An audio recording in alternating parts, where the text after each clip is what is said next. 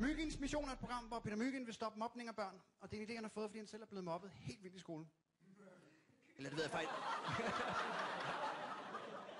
Eller det ved jeg faktisk ikke, om han er. Men har I set hans øjne?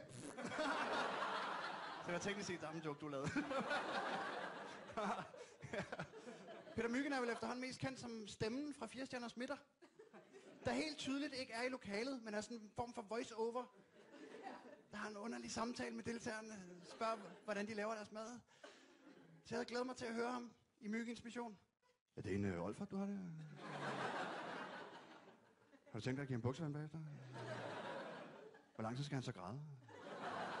Det er jo et skidesympatisk projekt. Mobning er noget lort, der kan føre til psykiske problemer, eller i værste fald stand-up comedy. Jeg har selv principper om, at jeg aldrig mobber nogen. Medmindre de har været i fjernsynet.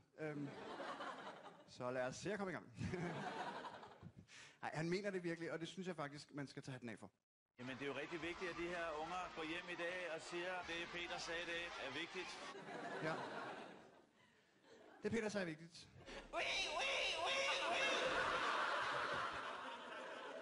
Man må ikke mobbe.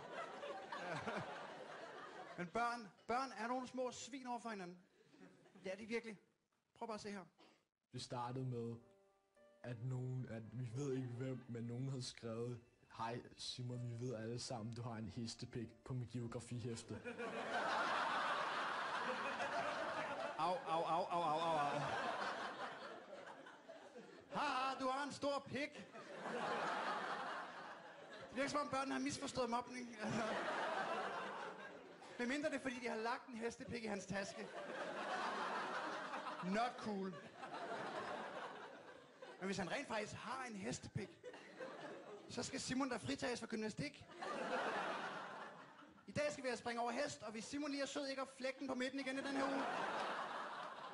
Du behøver ikke at lave lektier, Simon. Du kan leve af at vise den frem resten af livet. Lad os se noget mere af de vigtige ting, Peter Myggen han siger. Jeg tænkte på, om I ikke ville have mit telefonnummer.